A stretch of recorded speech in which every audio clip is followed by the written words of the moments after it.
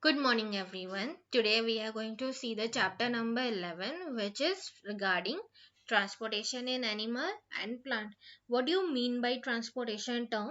What it is actually, in your earlier classes, you would have seen that how organisms are taking food, water, and oxygen for their survival, and how these all these product, this biological product present in our body, act as an energy source for human being. Similarly, the useful product should being used in a body, and whatever the other waste product is there, it should remove from our body. So how our body organ will perform these sort of functions together and through the transport substances and together from the circulatory system. Okay, so basically they have mentioned in your book regarding circulatory system, and transportation process is also there. That only we are going to see in a detailed manner for animals as well as in plants. Okay, let's begin our chapter. This chapter, in your as mentioned in your book with the diagram, the flow of blood in a body, then transport through vein and artery. How this blood will be transported throughout our body? It is by vein and artery. What happens when our body, you would if you get hurt, or if your body part is got cut from somewhere, if it is in hand, or if it is in leg, what will happen? The blood will comes out from your body, right? And how the blood will be? Obviously it is a sort of liquid or fluid. What type of composition will be there in the blood, that we'll see in detailed manner. And what it does, this blood through the whatever it is flowing through the blood vessels, what are the function it will do actually? The first one, it is mentioned in your book, the page number 121. It shows that it transports substances like digested food from the small intestine to other part. The second function, it carries oxygen from the lung to the cell of the body. And the third function, it carry what it does, it also transport waste for removal from the body. So the what are the three functions they have mentioned actually? The first one, the digested food transportation. The second one, it carries oxygen, blood. And then the third one, it also helps in removal of the waste product from a body. So these are the functions that you have to keep it in mind. Now here in a short form also I have mentioned what are the blood functions. It is actually for blood transport substances, then it carries oxygen, transport waste for removal from the body. And what it blood carry, blood in a form of fluid, it carries plasma. The fluid present in a blood, it is plasma. And the different types of blood cells is there in the blood. The first one is RBC. Here I have mentioned the short form of the blood type of blood cells, but while writing in your notebook you have to write the full form as well as the short form of the type of blood. RBC is red blood cell, contain red hemoglobin. Hemoglobin is a pigment present in our blood. It binds, and what it does actually mainly, it binds with oxygen and transport to all parts of our body, right? It is a very important part of our blood, so just keep it in mind. It contains red color because of hemoglobin part, and what it does, binds with oxygen and transport to all parts of our body. Then the second one is WBC, white blood cell, fight against germs which enters in the body. Whatever the harmful product or allergy type of product, if it enters inside our body and causes some sort of allergy effect, what it does, WBC, it will fight against those type of allergens or those type of foreign bodies. And what it does by doing this, it protects our body. Okay, after wound, blood gets clot, and you would have seen that after wound, if the blood forms it harder structure or blood, that is called clotting, that is blood clot. And with other cells, with the help of other cells, it will get clot in a body, it called platelets. Okay, just keep it in mind. What are the function of the blood, what are the composition of blood, and what are platelets? These are the terms of the blood cells. Okay, and our circulatory system also. Now here, the blood vessels will be having pulse rate, that is 72 or 80 heartbeat per minute. Within a minute, how much capacity of heart will be having to beat, that is 72 to 80 heartbeat they have measured in a minute. So it is a very important, and remember that. Now here you can see that the red color artery and the blue color veins. In a veins it carries impure blood that will be having carbon dioxide, and whereas arteries will be having red color, that is pure blood, and it carries oxygen. Okay, and so these two type of veins and arteries, blood vessels, in the blood vessels will carries these blood in the form of which is impure form or pure form, and how it is circulating. Okay, so this is a basic idea, and with the help of this example, with this diagram, I have tried to explain to you, and you can go through the theoretical part in your book also and compare those things. If you are not able to understand, you can ask me this type of explanation. I'll explain you in the next class. Okay, so till now just try to understand with this type of diagram what and all type of function and how the arteries and veins carries our blood throughout the inner body. Okay, now what happens if arteries carries here, you can see that the lungs part is there, a body, heart is there, and the rest part of a body. Okay, three body organ is there, and the two part, that is artery and vein, which is mainly responsible for the circulation of blood inside our body. What it does actually, it transport the blood cells in a body to the lungs, then rest of the body. And arteries carries oxygen rich blood. What happens, what does arteries do here? It carries the oxygen rich blood from the heart to the all parts of the body, and veins are the vessels which carries carbon dioxide rich blood from all parts of the body back to the heart. Okay, what arteries will do, arteries carries oxygenated blood or a pure blood or a good blood for a body, from where to where, from heart to all parts. Okay, from middle to the rest of the body, that is heart to the rest of the body.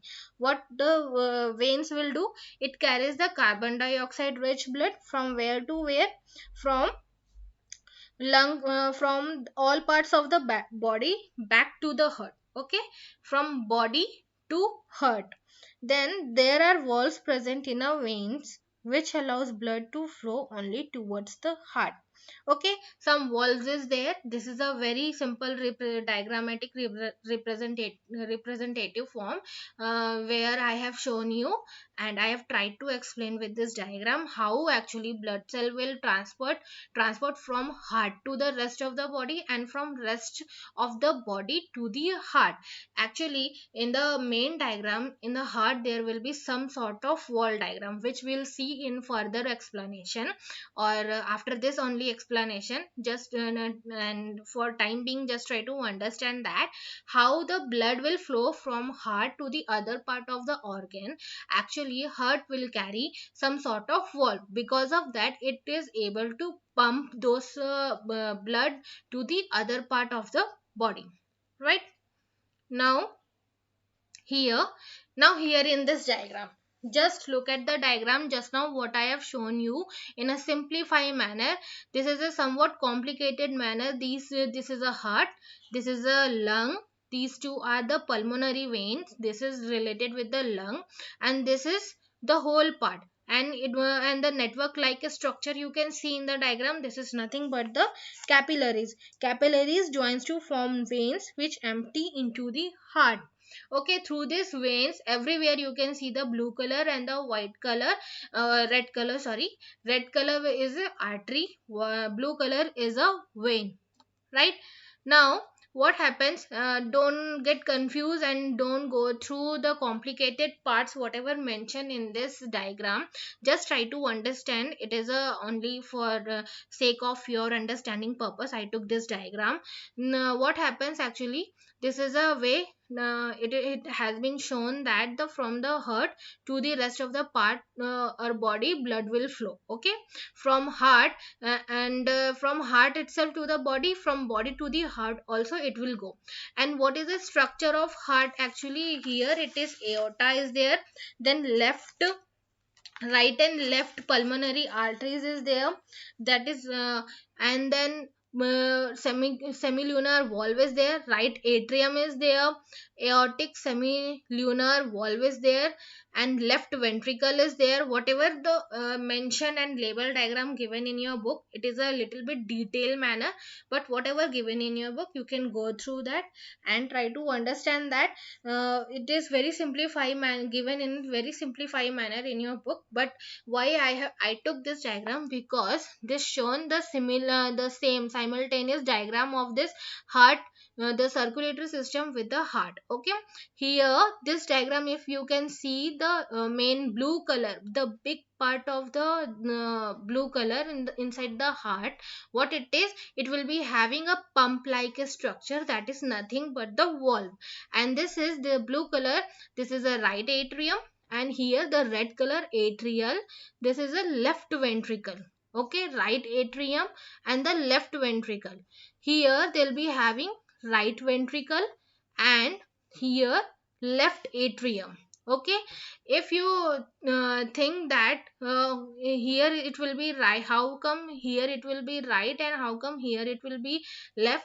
If you take your body in a symmetrical section, then the position of the right and left, it will be like that, because what we are seeing is our mirror image. Okay, so it will be always opposite only, whatever given in a diagram for heart. So here in the left part you can see a right atrium, the lower is right ventricle, right? And the here this part, the one is upper part is there, one is lower part is there. The upper part is left atrium, the lower is left ventricle. So just be clear with these four part of the heart. And one is the big pump like a structure, you can see it is aorta, right? Then what is given, that the partition completely separating the two walls. Here you can see this partition, this is separating these two walls. Okay, ventricles, these tricuspid walls is there, in very detailed manner they have given in this. And the arrow mark they have given, it is a nothing but the circulation or the flow of blood. So this is about the circulation and how blood is flowing in our body. Now the extra information regarding this heart they have given in your book. If there will be some volunteer people are there who used to donate the blood to the patient in a hospital in order to cure those patient with whoever in the hospital, admitted in a hospital, right? After that they have given the heartbeat also, those things they were doctor will, how it will check through the stethoscope instrument, the scientific instrument, and how they will use to check it is, because to put this type of instrument through in the chest of the patient, like that only they will check. Then excretion in animal, what will happen to the waste product and how it will come out from our body, that is excretion system.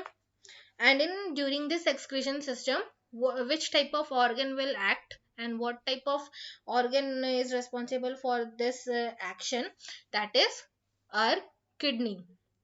This is a kidney diagram, two kidney in a bean shape like a structure. This is renal vein, renal artery, ureter, kidney, bladder, urethra. Okay, from this in the form of urine the waste product will come out. And some important information is given here, from 1 to 1.8 liter of urine will form in 24 hours, means per day.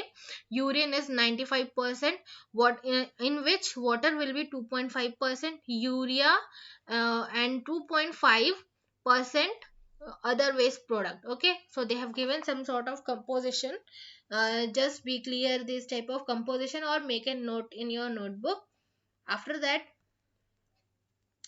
so how, and this is a kidney. Through the urine form, in the form of urine, waste product will come out. But what will happen, other, if other waste product is also there in a body in a form of sweat also, it will come out, in which water and salt composition is there. In other animals like fishes, how it will come out from the body in the fishes, that is in the form of ammonia. In bird it is uric acid, humans it is urea. Sometimes kidney failures leads to dialysis process. Dialysis means removal of the waste product through a artificial instrument, or a way from which doctor will do the treatment for the patient and take out the urine from the patient's body. Okay, in order to work, in order to properly working for this kidney organ. And what causes the upward, here in a diagram you can see that the transportation in blood transported to all parts done by vascular tissue is called phloem. Here in the plants, generally through the vascular tissue, that is called phloem. And what does it cause? Mostly evaporation of water by the sun. You would have heard about the what type of requirement of the plant to grow, it is there, that is water. Okay, so through the water, if it is go through the root system to the upper, this leaf system to the stem system of the plant, what it does, it will evaporate, and this water, and it will go in a upward direction in a capillaries. Okay, and there will be capillaries, type of structure is also there inside this type of stem. And then through the leaf they have shown that how it is going through the root, then stem, and the leaf. Okay, then here water will be there. This is called how transportation of water takes place in a plant. Vascular tissue is there. Tissue is a group. Cells perform a specialized function. These vascular tissue will perform a specialized function in this type of plant. And the vascular tissue for the transport of water and nutrient in plant is called xylem. Mainly which type of things is responsible for transportation of this water and nutrients in the plant, that is xylem. Okay, be clear with that. Then this done by the vascular tissue called phloem. The food is transported to the all part of the plant, that is by the phloem. So the transportation of the water and a food by xylem, and throughout the whole body, whole plant, the food product is transporting by xylem. Okay, so these two things are there which is mentioned in your book. Then what happens, transpiration is a process of water movement.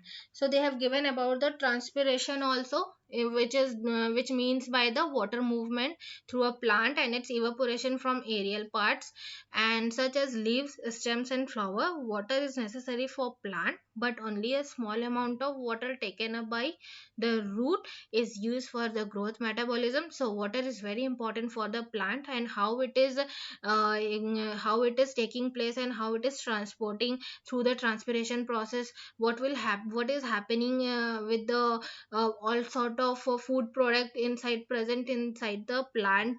It should reaches to all part and all cells of the plant through how, by the evaporation, the evaporation which is takes place, through which the plant is able to take water to the upper direction or to the upper part of its part of the plant. The remaining 97 to 99.5% is lost by the transpiration. Okay, transpiration is a process through which the lots and lots of water is lost also because of presence of sunlight. It need at that time, at the time of sun is there, that time plant also need more water. Okay, to in order to form product inside their own body. Okay, because most of the water will get evaporated that time. And transpiration is also responsible for the water movement. Through that water movement only, these plants will transport all the food product whatever present inside it. So this is about your chapter. And what is your homework part? Go through the chapter once again. go through the activity part also is there. Some sort of tabular form of question is there. Complete it and correlate this explanation with those activity and complete the exercise chapter 11. Okay, this transportation of animal and in plant. So this is your homework and I'll provide the link for question and answer in your group.